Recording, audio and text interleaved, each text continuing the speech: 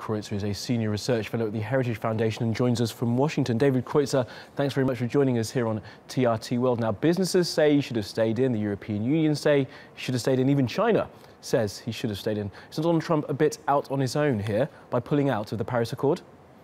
Well, he's out on his own because he's exposed the truth of the climate agreement.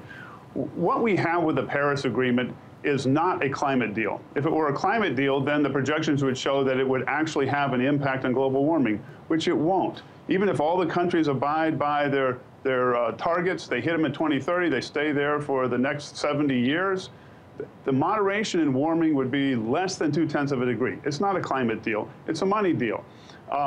The president of the General Assembly of the UN, when asked by Senator Markey here in the US, what would it take to get people to sign on to this agreement? He had a one-word answer: money.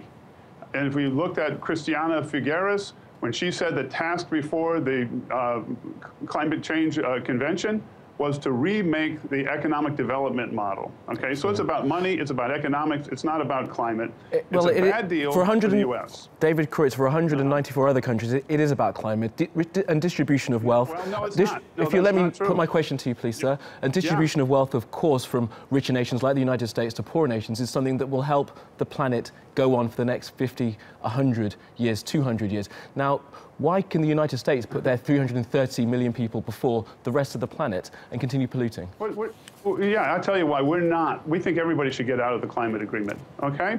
Because it's not going to have an impact, it's costs. The $100 billion per year Green Climate Fund was a fund that paid leaders of poor countries to bribe them to let their countries adopt policies that will keep them poor. That's a bad deal for the poor countries.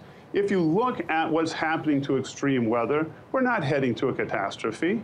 There's no trend in hurricanes, floods, droughts, or tornadoes. Global temperature. Sorry, I have to interrupt you there, David Kreutzer. Global temperatures having to increase, and of course there have been more catastrophic incidents happening over the past few years. Are you a believer yourself in climate change, sir? No, they're not. You can look at the numbers. There have not been more catastrophic incidents. If you look at the historical trends, the data is clear. That's what's so silly about this. People say, well, it's to save the world. This policy doesn't do anything to help save the world. It simply costs money, and it's a good thing to get out for the U.S. It'd be a good thing to get out for all the other countries. Do you agree with...